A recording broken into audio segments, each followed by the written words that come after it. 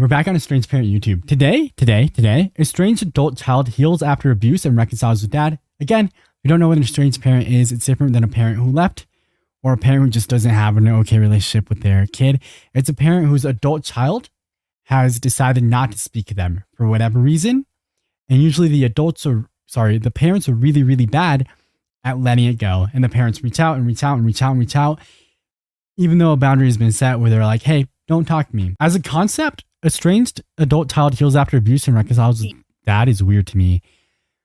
Does that mean, because if you were abused by your dad, I don't see how you heal from that. If she was like abused by her mom, right? And then the dad kind of wasn't super there for it, may have been a little complacent, and they have a relationship now, I guess I get that. But I don't know. I don't know that I could go back to the person that abused me. Let's find out. She victim blamed me and turned it back around on me. I was in an abusive relationship. When I told her what had happened, she victim blamed me and turned it back around on me. Okay, so I think it is about her mom. Hi, I'm Ted, and with Estranged Parents, I'd like. Okay, so it is this dude. This dude is again hosting. Interesting, because in the live that I saw like a little clip of, it's the woman who's in the last few thumbnails. So I wonder if they work together in some way. We'll find out, I'm sure. I'd like to welcome our guest, Elizabeth McKay, and welcome. Thank you. I guess the first question I'd like to ask you is really just about your background, I guess, before your estrangement happened. We'd love to know. Yeah, so my situation, it's a little complicated. It's a little convoluted. What's most important here is essentially I have been estranged from both my father and my mother. And currently I am only estranged with my mother, and I have since reconciled with my father. And I have lived with my mother the majority of my life. Okay. And she is what I would describe as your garden variety narcissist, whereas my father is not the case. Her parents are separated, it sounds like. She lives with her mom, or she lived with her mom most of her life. And she and her mom had a bad relationship. So she ends up being estranged from both of them. And it's probably easier to reconcile with your dad at that point because he's not the one that you had to deal with all the time. You should not be pushing people to forgive their abusers in any way. That is such like a personal thing. And I think when it's time to forgive people, it has to be for yourself, and it has to be so that you can move on from those feelings, or just like let them go, or try to anyway. More so to try and build a relationship with the person who abused you. So I have a little bit of varying perspectives when it comes to estrangement, especially in the familial sense. And so I guess I could start off by saying just kind of what happened within my childhood with my mother. She was never really emotionally there for me. She was never really much of a provider. And I was kind of oblivious to it up until after the estrangement. But mostly what led up to the estrangement was I'm a very independent, very strong-headed person. And narcissists really don't like that. So as I was growing up, our relationship just fractured more and more and more up until the point where I was able to move out and was able to gain a perspective on her. And from there on, things just deteriorated to the point where there was a straw that broke the camel's back. She said that she's very strong personality, and narcissists don't like that. And that can be a lot of little things. And that goes back to the conversation we had earlier about people whose parents come over and clean when they're asked not to and stuff like that. It's little things that people do, whether consciously or not, to show that they're in control. Because they don't want you, whether or not they say they do, they don't want you to have that sense of autonomy over your time, in your body, in your space.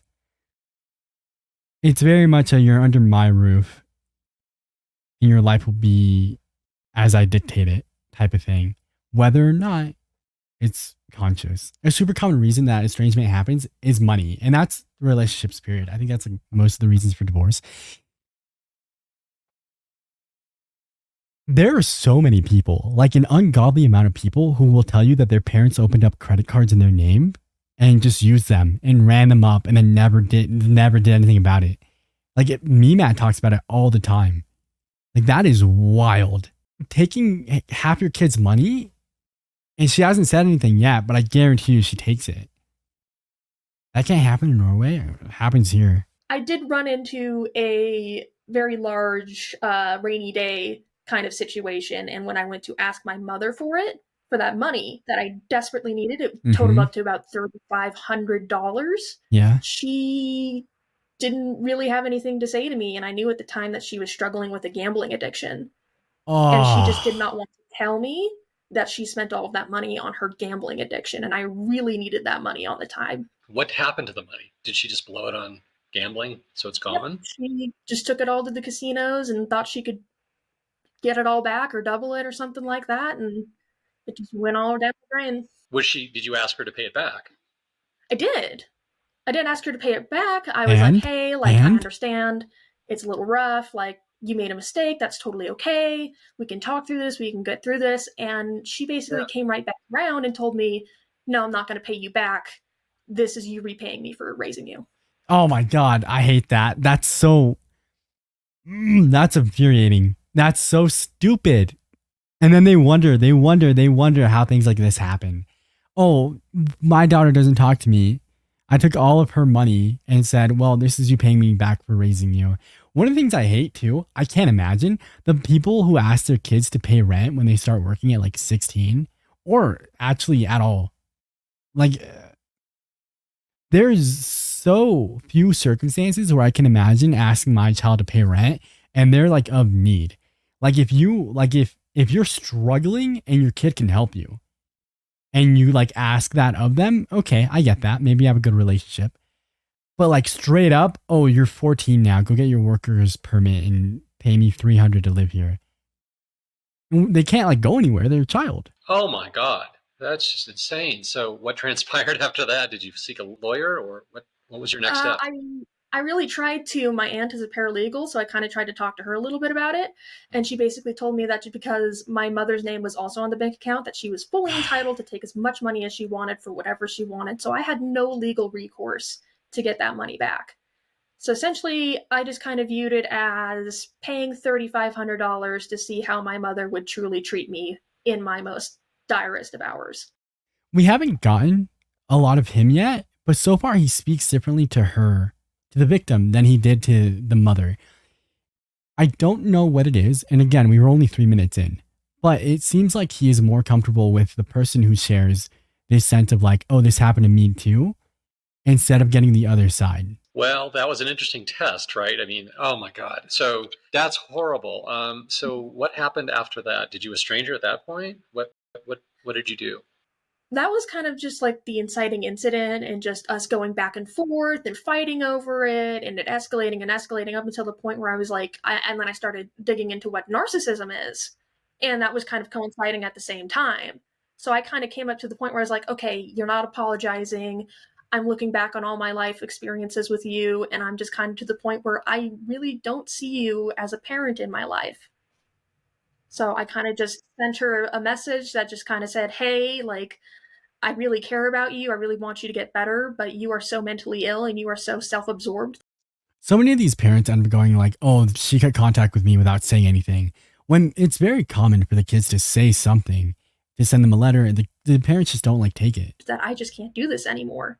I can't believe it. Did you suggest that she see a doctor? Absolutely. I was asking her for years at that point to see a therapist, to get help, to read books, to try and do some kind of self-improvement. And every time I tried that, she just would reject me and she would verbally abuse me and attack me. And she never, ever wanted to work on it. I constantly tried to work on things with her. I suggested going to therapy with her. I did all this stuff. I mean, it was obvious to her that our relationship was breaking down. And I was really trying to push to make that better. Yeah. Did you have any signs that this might occur? So I did not have the best father figure in my life growing up. And it's a little complicated, but kind of going from there, it taught me a lot of really unhealthy relationship dynamics. And I was in an abusive relationship when I was younger. And my mother, when she learned about some of the abuse, turned her right back around to me and took his side. And that was I missed this. Sorry, I got lost in my own head. That this might occur. Oh, wow. Horrible situation. And that was one of the bigger incidents. I mean, there's so many that I could talk for hours about some of the stuff she's done to me, but that was one of the ones where like That's it.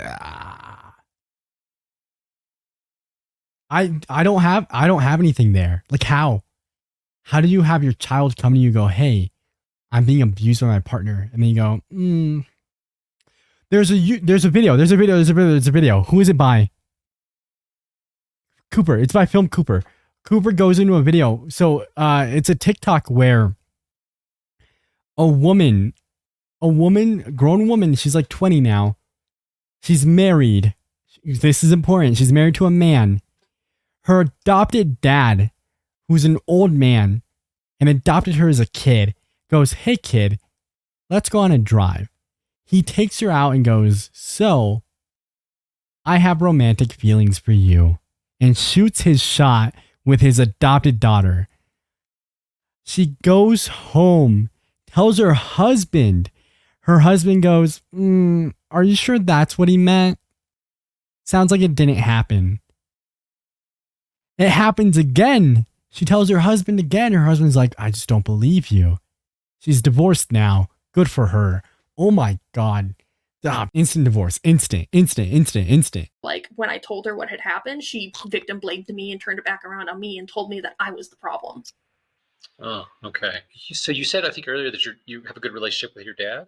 Yes. Currently, I have a good relationship with my dad. From when I was about 12 to, I'd say, 2021, we were estranged. And what led up to that estrangement was my dad has always kind of been very sheltered with his emotions. We believe he's dealing with some kind of undiagnosed autism spectrum disorder.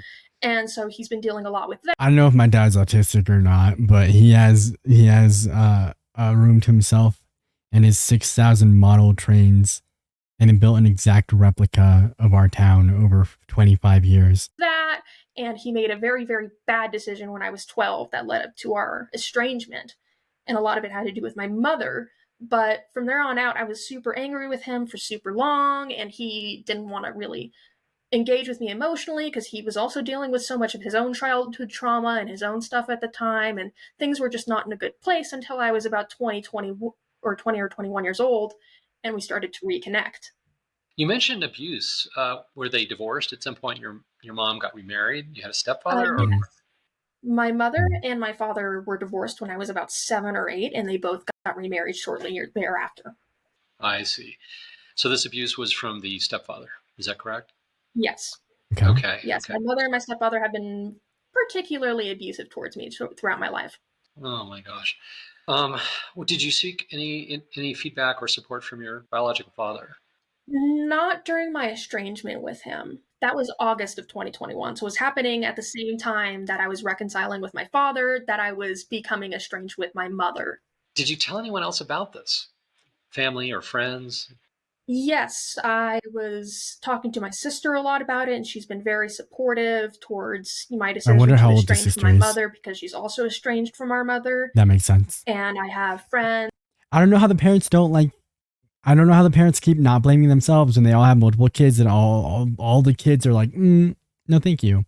I just don't see it. Like, I don't get it. I don't get it how you can see that you are the problem. I don't get how you can't see that. But then again, they're narcissists for a reason, Max. And a couple of other people in my life who have been very supportive of my decision. I'm a pretty closed off person. So by the time I typically mention that, like, I'm estranged from my mother, I know at that point that person's going to support me and understand my decision. So since you brought up your sister, did she have the same kind of problems, different problems? I'd be so mad, Patty.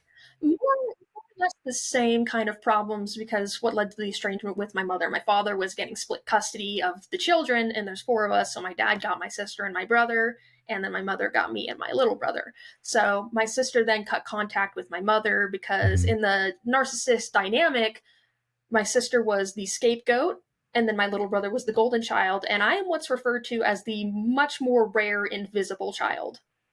Are you the middle? You're the middle child? I am the third of 4.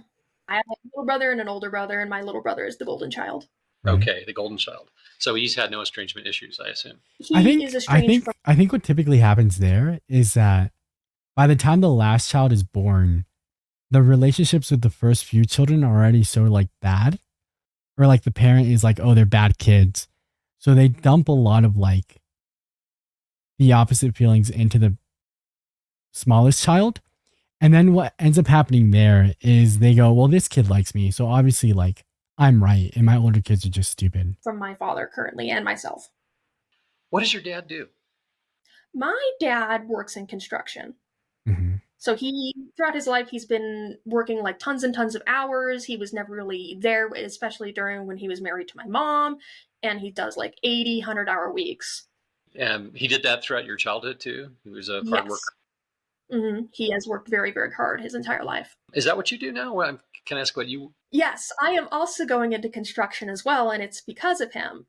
One of the things I really do admire about my dad is his work ethic and how much just effort he puts into his career and just how hard he works in order to support us children. And I've always admired that about my dad. And I'm kind of the same as him, where I really like to be able to create things and work with my hands and be very hands-on. So I've always just kind of leaned more into construction, even without his influence in my life. And once we reconciled, he kind of pointed me down the path of jumping into the career as well. Oh, good. Okay, so he's been supportive and enabling you to help you get up into this career. Did you seek therapy yourself? I did.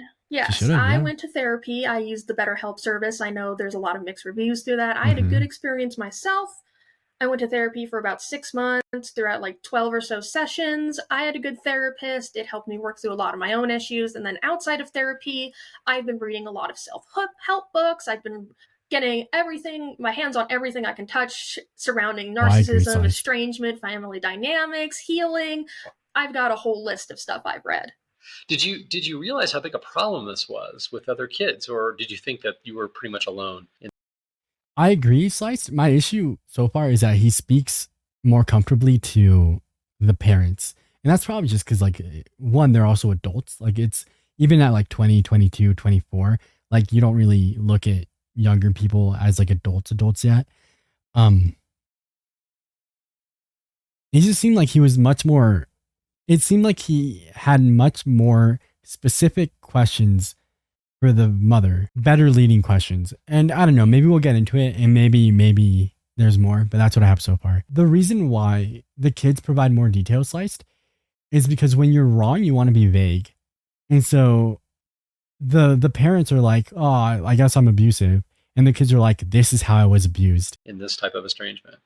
In this type of estrangement, when I was a kid growing up, it was so normalized to me that I never really understood what was going on. But now that the estrangement has occurred and being able to retrospectively look back on it and realize just how unnormal it was, I'm kind of waking up and be like, wow, this was crazy. I, for a long time, and probably still a little bit, had a weird, I don't like meeting people's parents, and I don't know how to interact with them.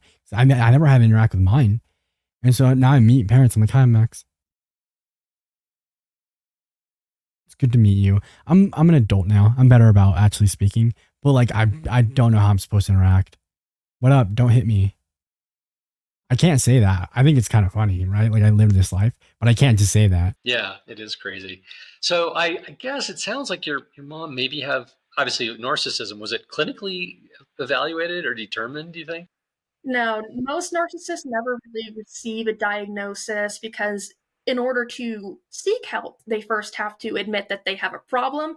And the biggest problem with narcissistic personality disorder is never admitting that you have a problem. So it's a self-defeating cycle. Do you have kids? Are you married or?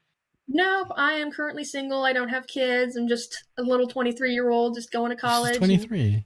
Having fun with life. How have you been able to sort of get past this, or have you? Or are you still grieving in a bit?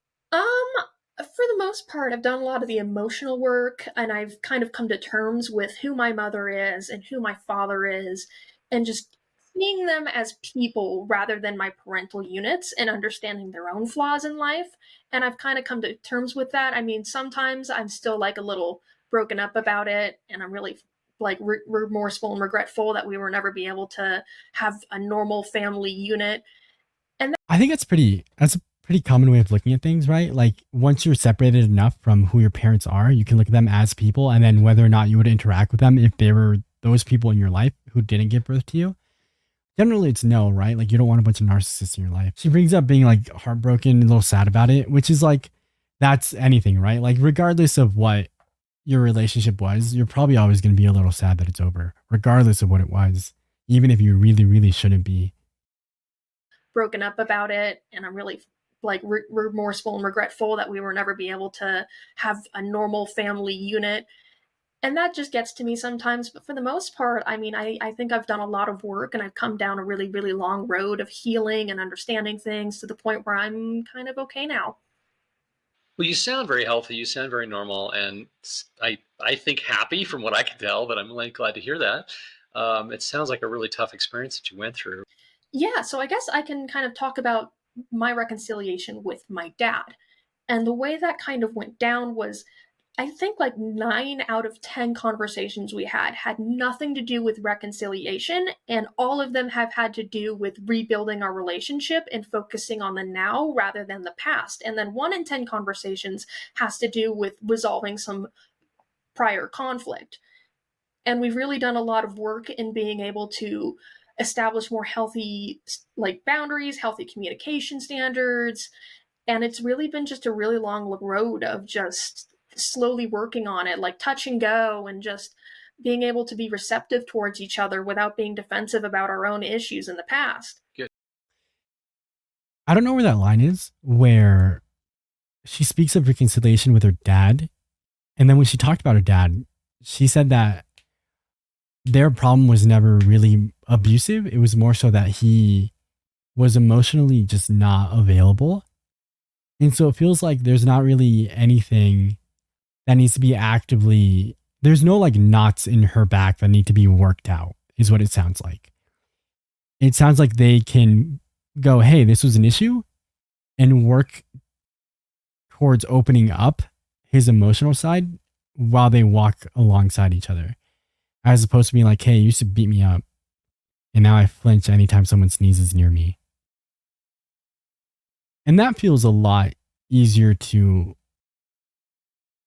run towards than the relationship she had with her mother, where her mother's never going to take any sort of fault. Good. How often do you see your dad? I currently live with my dad, so I see my dad every single day. Wow. Okay. Well, you have to have a good relationship to do that. So, do you think you'll ever reconnect with your mom in any form, or have you shut it off completely at this point? The door is open. It would just have to take a lot of self help and self reflection on my mother's part to Never be going to able happen. to reconnect with her. It's hard to distinguish between the person I want her to be and the person she actually is. And that's really, really hard to deal with sometimes. I like to think that maybe one day she'll wake up and realize that she will never, that she's done so much wrong in her life. But at the same time, I can't sit around just hoping. I have to. I guarantee you, if she brought up the like, if she was like, hey, you're a bad mom, and the mom was like, how? And she went, remember that time you spent all of my money gambling? The mom, instead of like realizing that that's just a point, she'd be like, okay, so you want me to pay you back? And then we're good. And it's just stupid things like that. To move on with my own life, and I have to heal on my own, and I have to do my own thing. But until that day comes, I don't really see us having a relationship. A lot of the comments that we received on Diane's first video were startling in the sense of just the word narcissist being thrown around very liberally. Did you just you sought out resources online to determine? You did your own testing, I assume, to. It's a lot of comparison. It's a lot of just listening to like experts in narcissism and podcasts surrounding it and just people's own experiences with their own diagnosed narcissists. But narcissism and gaslighting and abuse, they're all such buzzwords on the internet today, especially that a lot of people can get misdiagnosed with narcissism. Have you done a poll, I guess, of your friends? Just out of curiosity, have any others experienced the same thing? Yeah, I've got one who has what he describes as a narcissistic mother. I'm not entirely sure if that's the case. It just seems like she might have her own issues that might present as narcissistic traits, but because you have some narcissistic traits does not make you wholly narcissistic personality disorder. There's a lot that leads up to having that disorder, and sometimes you might just be able to be a little self-absorbed here, but you might not have narcissism at all. It's just something that people just like to throw around and slap a label on it and move on and just be like, oh, that person's a narcissist, I don't want to deal with it anymore. Like, no, that's not the case. Is there anything else you'd like to mention or discuss? I don't think it has to be that hard. Like these aren't you're not sitting in your person's life begging them to go get help. So if you're like my parents are narcissists, I don't deal with them. I don't really think it's anyone's place to question you.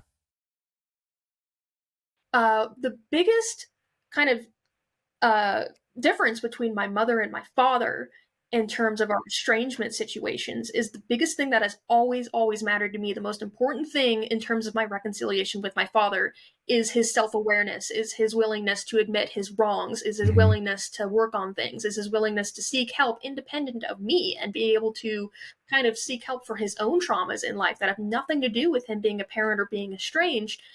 And it really just matters about him being self-aware and being able to kind of come to me and be like, hey, let's work on this. Whereas my mother would just want to blame me for all the problems in our relationship and not have to deal with it on her end. That's such a hi, Pom. Yeah, no, that's all that is. That's all that is. I'm so sure that a lot of this would be fixed if the parent was like, you know what? I did do a bad job. What can I do about it? And then actually do something about it. But it sounds like her dad was just kind of not there. And there not being like a deeper level of abuse was really good for their relationship later on. You have to be willing to change the behavior. And there's going to be a lot of people and a lot of parents who are like, all right, sorry. And then we'll do it again. Or you're right, I won't do it again, but will.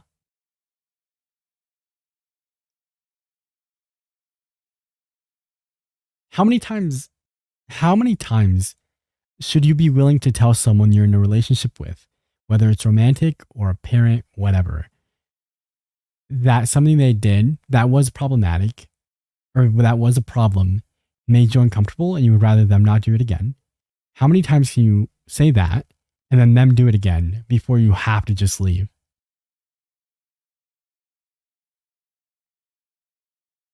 And leaving's hard. Leaving's so hard. Did your dad, you mentioned he had some trauma early on in his life. Did he address those? Did he seek therapy too? He currently still is. He's made a lot of I hate that one. progress. You can't see her. The What we one behind kind my of head. I hate encounter her. in my family is what's called generational abuse and generational trauma, and he comes from that. Both of my parents do. So being able to look at how they both kind of managed their own generational trauma has also been very interesting to me.